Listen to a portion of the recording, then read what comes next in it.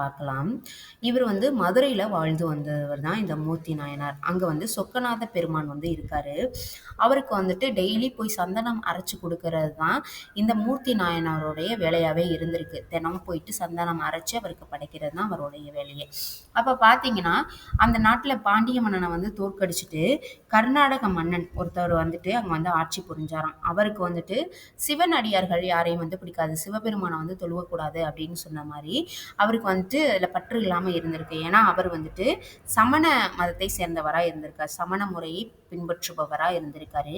அதனால சந்தனத்த வந்து அரைச்சு குடுக்குறேன்ல, சந்தனம் இல்லாம ஆக்குறேன் அப்படின்னு சொல்லிட்டு, அங்க அந்த ஊர்ல எங்கேயுமே சந்தனம் கிடைக்காத மாரி பண்ணியிருக்காரு.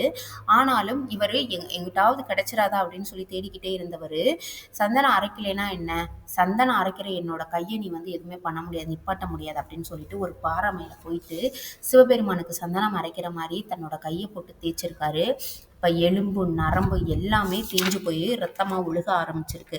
அப்போ சிவபெருமான் அசரீரியா ஒலிக்கிறாரு. இங்க பாரு, நீ என் மேல கொண்ட அன்பு வந்து எனக்கு தெரியுது. ஆனா தயவு செஞ்சு நீ பண்றது எப்படி நிப்பாட்டு. நீ வந்துட்டு அந்த மன்னனை போரிட்டு நீ இந்த ஊர்ல நல்லாட்சி புரியணும் அப்படின்னு சொல்லிட்டு ஒரு அசரீரி சவுண்டே கேட்டிருக்கு. உடனே இவரு தன்னோட கையை வந்து எடுத்துறாரு சிவபெருமானுக்கு பயந்து. அப்ப அவருடைய புண்ணு எல்லாமே ஆறி போயிருச்சாம். காயங்களே எதுவுமே இல்லாம எப்பவும் போல நார்மலா இருந்த கை மாதிரி ஆறி இருக்கு. அப்ப பார்த்தீங்கன்னா, இவருடைய வேண்டுதல் என்னன்னா, இந்த மாரி கொடுமையான ஒரு ஆட்சி செய்ற அரசன் வந்து இருக்கவே கூடாது அப்படின்னு நெனச்சிருக்காரு.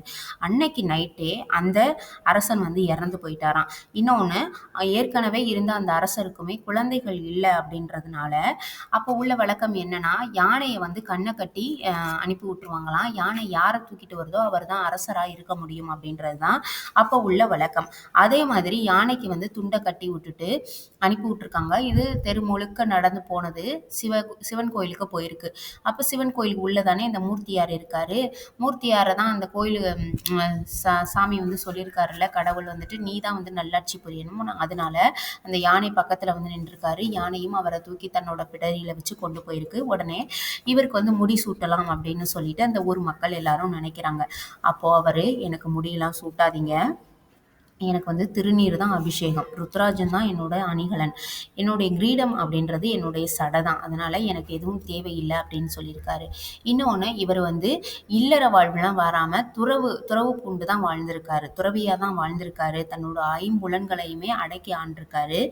அதோட அந்த நாட்டுக்கும் வந்து நல்ல ஒரு ஆட்சியும் புரிஞ்சிருக்காரு. அந்த நாட்டு மக்கள் எல்லாரையுமே சைவ ஒழுக்க நெறியில வந்துட்டு பின்பற்றி வாழும்படி அவருக்கு சொல்லிட்டு நெடுங்காலம் நல்ல ஒரு ஆட்சி புரிஞ்சிட்டு சிவலோகம் அடைந்ததா சொல்லப்படுது.